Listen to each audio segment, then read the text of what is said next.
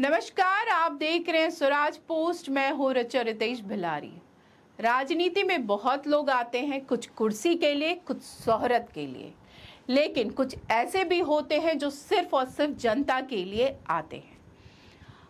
आज हम जिस नेता की बात करने जा रहे हैं वो ना राजा थे ना रईस, वो थे एक गरीब नाई का बेटा। लेकिन उनके सपने इतने ऊंचे थे कि उन्होंने सत्ता को भी सेवा का जरिया बना दिया। बिहार की राजनीति में जब जब अति पिछड़े समाज की बात होती है, जब जब सामाजिक न्याय का मुद्दा गूंजता है, तो एक नाम सबसे पहले सामने आता है। वो है जननायक कर्पूरी ठाकुर। एक ऐसा नेता जिसने राजनीति को खादी का झोला पहनाया और लोकतंत्र को गांव की चौपाल तक पहुंचा दिया। वो नेता जो मुख्यमंत्री बना लेकिन मिट्टी का घर नहीं छोड़ा। वो नेता जो चुनाव जीता लेकिन जनता के बीच से कभी नहीं गया। बिहार में अगले कुछ महीने में विधानसभा चुनाव होने जा रहे हैं और जैसे जैसे चुनाव करीब आ रहे हैं, एक शब्द लगातार सुनाई दे रहा है: अति पिछड़ा वर्ग। बिहार में ये वर्ग राज्य का सबसे बड़ा वोट बैंक बन चुका है। हर राजनीतिक दल इसकी नब्ज पकड़ने में जुटा है और ये वही वर्ग है जिसे पहली बार आवाज दी थी कर्पूरी ठाकुर ने। उनके बिना बिहार की चुनावी राजनीति की कोई भी व्याख्या अधूरी है। उनका हर चुनाव जीतना उतना ही आसान था जितना उसका हर सिद्धांत निभाना मुश्किल। तो चलिए आज जानते उस जननायक की कहानी जिसने हास्य को इतिहास में बदला और सादगी से सत्ता को झुकना सिखा दिया। आपको बताते हैं कर्पूरी ठाकुर की पूरी राजनीतिक यात्रा, उनके जीवन का संघर्ष। कर्पूरी ठाकुर का जन्म 24 जनवरी 1924 को बिहार के समस्तीपुर जिले के पितौछिया गांव में हुआ। वो बेहद साधारण नाई परिवार से आते थे, लेकिन विचार बेहद असाधारण थे। शायद उस वक्त किसी को अंदाजा नहीं रहा होगा कि ये बच्चा एक दिन बिहार ही नहीं पूरी भारत में सामाजिक न्याय की राजनीति की आधारशिला रखेगा। कर्पूरी जी ने पढ़ाई मुजफ्फरपुर और पटना से की। छात्र जीवन से ही आजादी की लड़ाई में कूद पड़े। 1942 का भारत छोड़ो आंदोलन आया और इस नौजवान ने गांधी के साथ कदम से कदम मिलाया। नतीजा जेल की सलाखें, लेकिन हौसला पहले से कहीं ज्यादा मजबूत। स्वतंत्रता के बाद जब देश ने लोकतंत्र की ओर कदम बढ़ाया, कर्पूरी ठाकुर ने भी समाजवाद की विचारधारा को आत्मसात करते हुए राजनीति की राह चुनी। लेकिन ये राजनीति में प्रवेश इतना आसान नहीं था। आज जब नेता सत्ता के लिए जोड़ तोड़ करते हैं तो आपको जानकर हैरानी होगी कि कर्पूरी जी राजनीति में आना ही नहीं चाहते थे। 1952 के पहले आम चुनाव की बात है। सोशलिस्ट पार्टी के कार्यकर्ता चाहते थे कि ताजपुर से कर्पूरी ठाकुर चुनाव लड़े। उनका गांव भी वहीं आता था। सोशलिस्ट पार्टी ने ताजपुर विधानसभा क्षेत्र से कर्पूरी ठाकुर को उम्मीदवार बनाने की योजना बनाई, लेकिन जब ठाकुर जी को इस प्रस्ताव की खबर मिली तो उन्होंने साफ इनकार कर दिया। कर्पूरी ठाकुर ने साफ कह दिया, मैं चुनाव नहीं लड़ूंगा। ये इनकार इतना सीधा था कि कार्यकर्ता निराश हो गए। फिर पार्टी के राज्य स्तरीय बैठक हुई झाझा में। यहाँ फिर से उनका नाम प्रस्तावित हुआ और उन्होंने फिर से मना कर दिया। इस राज्य स्तरीय बैठक में मौजूद थे योगेंद्र शुक्ल, आजादी के लड़ाके और समाजवादी आंदोलन के फायर ब्रांड नेता।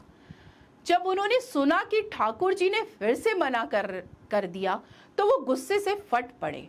योगेंद्र शुक्ल ने झाझा की बैठक में गुस्से में आकर कहा, अगर तुम चुनाव नहीं लड़ोगे तो मैं तुम्हें उठाकर गंगा में फेंक दूंगा। ये धमकी नहीं बल्कि जन भावना की गूंज थी और यही वो पल था जिसने एक जननायक को जन्म दिया। इस एक धमकी ने कर्पूरी को चुनावी राजनीति में ढकेल दिया और उन्होंने शर्त रखी कि वो चुनावी खर्च के लिए किसी से पैसे नहीं मांगेंगे। वे सिर्फ प्रभावती देवी, जयप्रकाश नारायण की पत्नी, के पास गए, जिन्होंने उन्हें सिर्फ 5 रुपए आशीर्वाद के तौर पर दिया। 1952 के इस चुनाव में कर्पूरी ठाकुर के सामने थी राम सुकुमारी देवी, जो समस्तीपुर के अंतिम राजा कामाख्या सिंह की पत्नी थी। उन्होंने कांग्रेस की राम सुकुमारी देवी को 2441 वोटों से हराकर जीत दर्ज की। किसी शाही परिवार की बहू को हराकर एक न्याय का बेटा विधायक बन गया। यहीं से शुरू हुई एक ऐसी राजनीतिक यात्रा जिसमें 9 विधानसभा चुनाव हुए और हर बार जीत, कभी हार नहीं।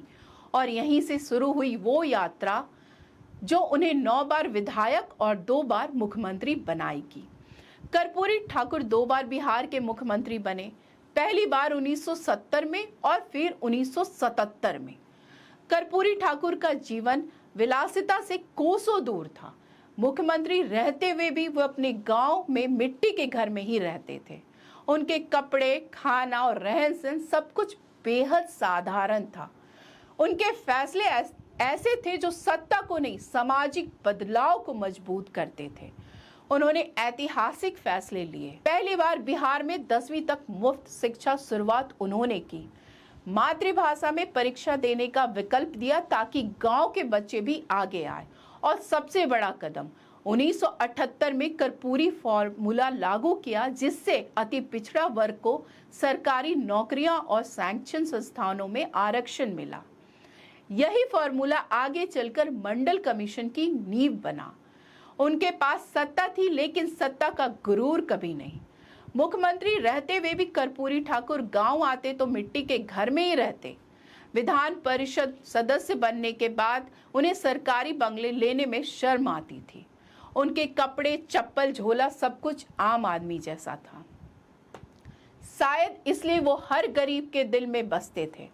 उन्होंने कभी अपनी छवि को चमकाने की कोशिश नहीं की, क्योंकि उनके लिए जनता ही जनार्दन थी।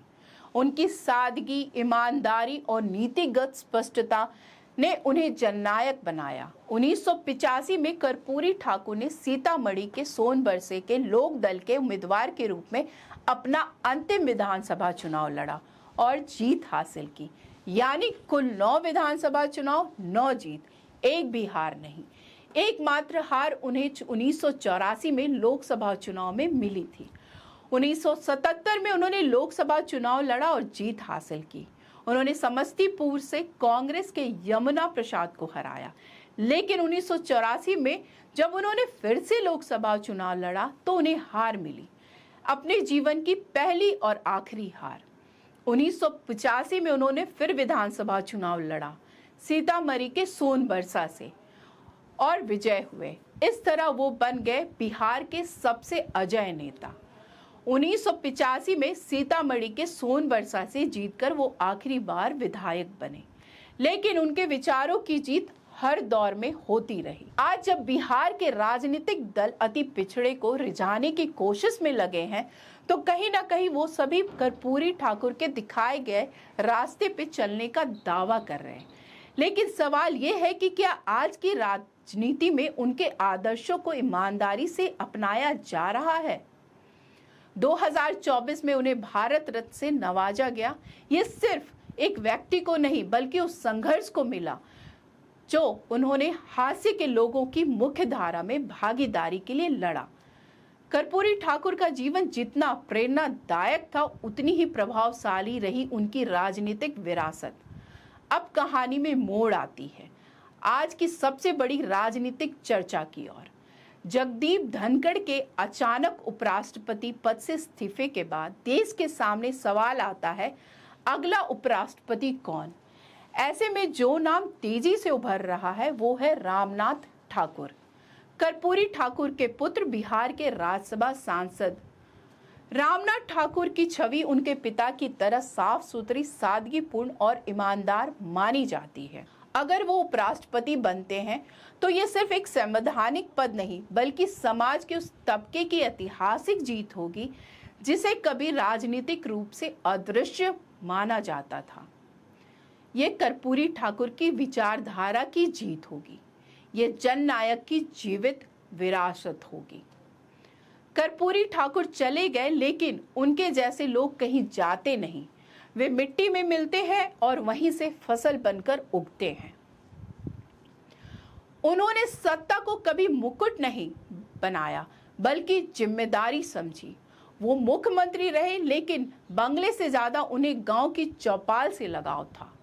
वे नेता थे, लेकिन उनसे मिलने के लिए किसी दरबान की जरूरत नहीं थी। उन्होंने हमें सिखाया, राजनीति अगर सेवा नहीं तो सिर्फ स्वार्थ है।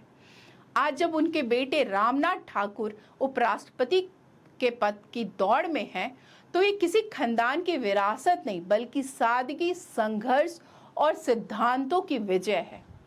कर्पूरी ठाकुर वो नेता थे जो भाषण नहीं, काम के दम पर याद किए जाते हैं। और इसलिए जब भी कोई बच्चा गांव की मिट्टी में आंख बंद करके सपना देखता है, तो कहीं ना कहीं कर्पूरी ठाकुर का नाम उसकी आंखों में चमक बनकर उभरता है। वे सिर्फ जननायक नहीं थे, वे लोकतंत्र की आत्मा थे। तो आज के इस विशेष कार्यक्रम में बस इतना ही। फिर मिलेंगे एक और प्रेरक कहानी के साथ।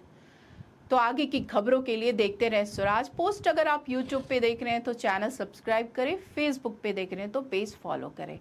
धन्यवाद।